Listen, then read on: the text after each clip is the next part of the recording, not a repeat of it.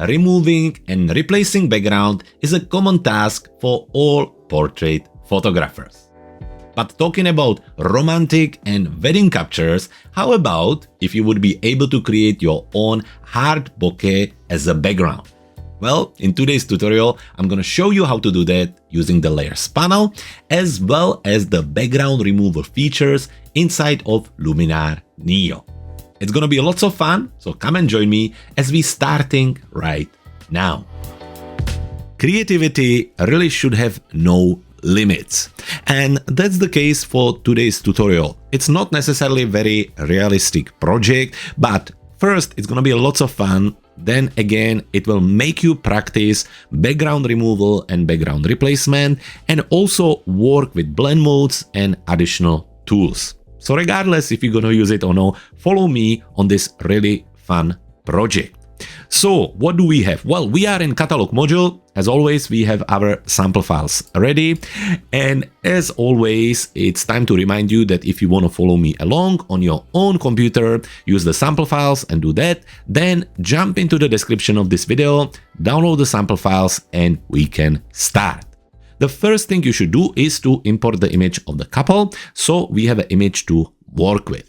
Just a quick reminder here, we have a really cool romance bundle available right now on our website with lots of really nice and creative elements, including presets, overlays, LUTs, backgrounds, textures, and so much more. So if you wanna prepare for the romantic or wedding season that is coming pretty soon, then definitely check out our romance bundle on our website.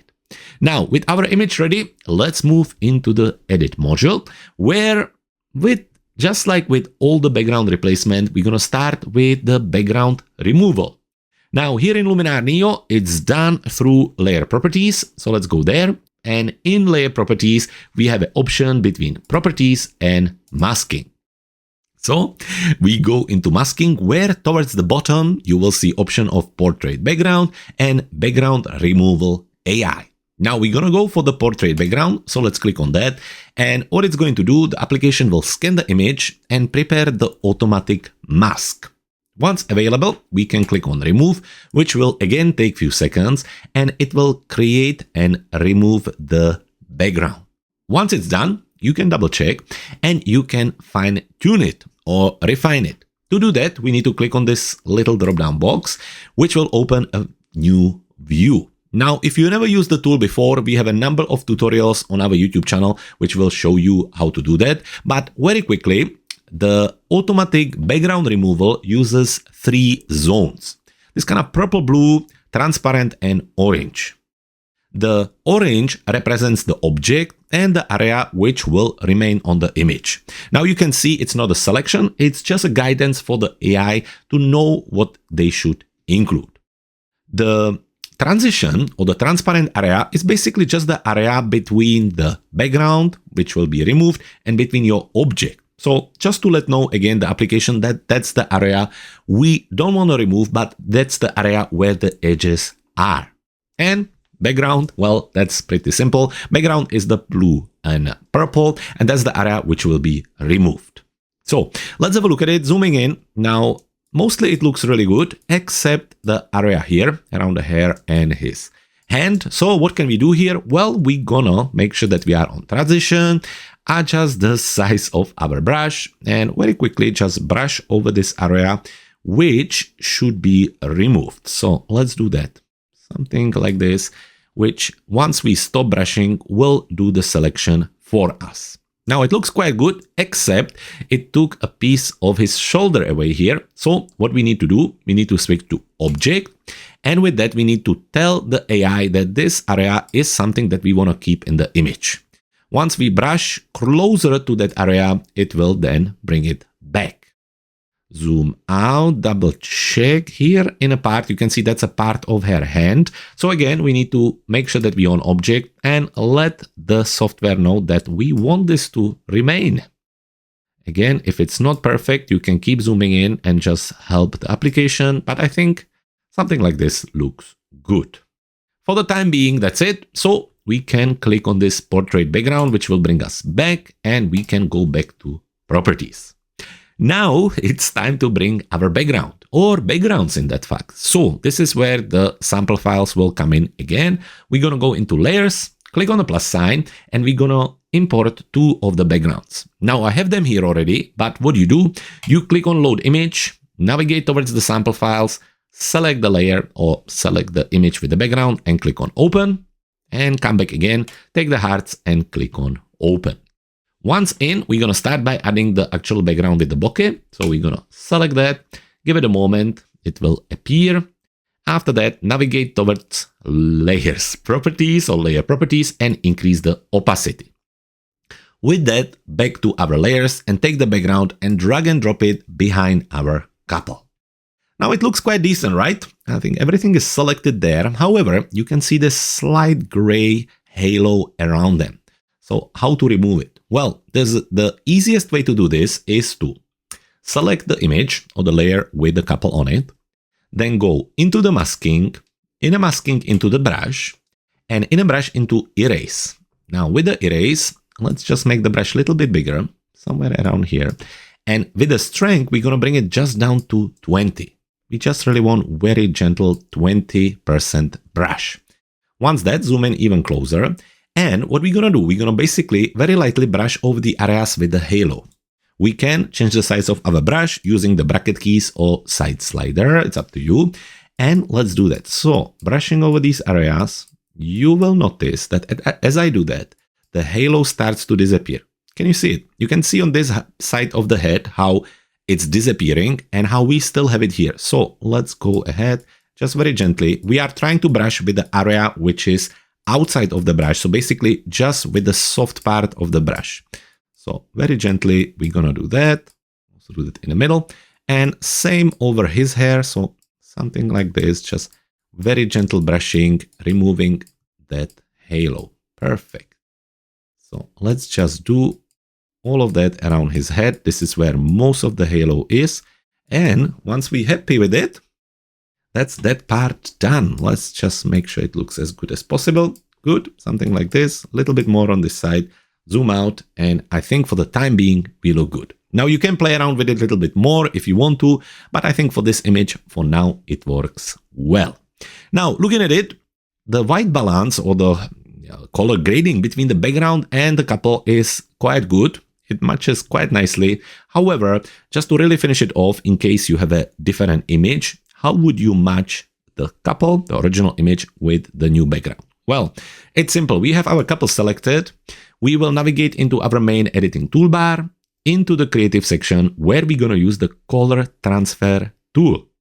Open that, and this tool does exactly what it says. It takes color and luminosity from one image and then paste it on new image. So basically, we're going to paste the color and luminosity from the background and paste it on our couple. So we will match it together. Now let's go and do that. Click on the reference selection where we're going to click on the plus sign, and again navigate into the sample files. Here we're going to select the bokeh background and click on open. Now generally it takes a few seconds and it will give us the initial result. It will set the default settings with the amount on 60, color intensity on 100, luminosity intensity on 100, and so on. Now it doesn't always work perfectly, so we need to adjust this. First, the color intensity. If we bring it down, we will remove or bring back some of the original colors. But actually, let's start by adjusting the luminosity intensity, because that is the first thing that is not really great. And I think we're just going to go to somewhere around 35, 36. After that, the color intensity, when we bring it down, that's the original color. So let's just go slowly until we get about right match, which I think is about 60. Transition smoothing, we're going to keep. If we bring it down, it looks not really great. So we're going to reset it. And color smoothing, we can increase it, but actually looking at it, yeah, maybe a little bit more, around 40. So that looks much better. Let's have a look. Before and after. Suddenly it matches all nicely together. And it's time for next step, where we're going to add the hearts to our bokeh. Well, how do we do this? Again, back to layers, click on the plus sign, select the heart layer, add it to our image. And once we have it selected, what we can do, we can go to layer properties and click on fill. This way it will get stretched across the image. Again, because it's a background, we need to drag it under our couple. And of course, right now it doesn't look that great. First thing we need to do, well, we're gonna go into color on the essential section, color, and we're gonna bring down our saturation. We don't want it that red, somewhere around, let's say around here. Once we have that done, the next thing we wanna do, talking about bokeh, we wanna blur it. We want it much more blur and soft. So from color tool into the creative section, where we're gonna go into the blur. In a blur, make sure that you are on Gaussian blur, and with the amount, we're gonna go crazy. Like we just wanna see the highlight or the shape of the heart. We don't wanna see much more than that. So we don't wanna see the shape, we just somewhere around here. You can see gently the hearts, right? So yeah, somewhere around 65. With that, we would now like to add a little bit of glow. So let's open the glow tool, keep it on soft focus and just add a little bit, which will brighten it and add glow. So around 20. And that's that part done. Now, next thing we need to do is to blend it with the original background, with the bokeh. So with that layer selected, back to the top, layer properties, open the blend modes, and let's go through them. Now we have a full tutorial explaining what each one of them does. So if you want to see it, check it out on our YouTube channel. But what you can also do, if you're not sure, just hover over these different blend modes and you will see what they do. They basically get applied immediately to your image. So, for example, overlay looks really cool. You can just see the shapes of the hearts. Soft light, not sure. Hard light, maybe also, that you will get more of the hearts, more of the saturation. The other ones, not so sure. Color, no. Maybe the luminosity, that looks quite nice too. But actually, let's have a look on the top. I was quite happy about the multiply or the overlay. Now, whichever one you like, we're gonna go for the, let's say, the multiply. And with that, we can now increase the opacity to get more of the hearts. So I think somewhere around here. Again, you can adjust it. You can go for something else. You can go for the overlay or the soft light, whatever you like. We can go for the soft light and keep it there. Now, if you think that the color of the hearts is distracting, you can always, again, go into the color tool and bring the saturation down. And once you do that, pretty much all the pink disappear, or the red, and you will just get the shapes of the heart. Or you can just leave a little bit in, maybe just keeping it around 90. Now, looking at it, once we have added the hearts, our couple, they look a little bit green, right? I think the color matching isn't that perfect anymore. So we can adjust this back to our couple, back to the edits. Let's review what we have applied and bring the color intensity down just a little bit more, somewhere around here. If you think that it needs a little bit of extra pink, well, you know what to do. We're talking about magenta. Quick look or quick jump into the develop tool, open the color section and just add a little bit of tint on the magenta side. I think somewhere around here, touch of warmth, and that's it. Perfect, perfect. So now we have bokeh background, we have our hearts, everything has changed. So the final step is just to export the image in the highest possible quality. So we blend the layers together. Now I will navigate towards the sample files for this episode. However, you can save it anywhere you want. You need to change the name. So I like to use at this point, name called mid edit.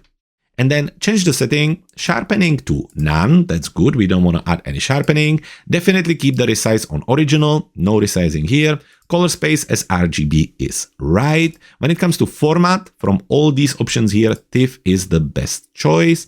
300 pixels on each is correct. That's how much we need. When it comes to compressions, if you really want high quality, go for none. But for me, just to save a little bit of space, I go for the LZW. Depth on 16 bits is good. Uncheck the save transparency and click on save. Give it a moment, it will export the image.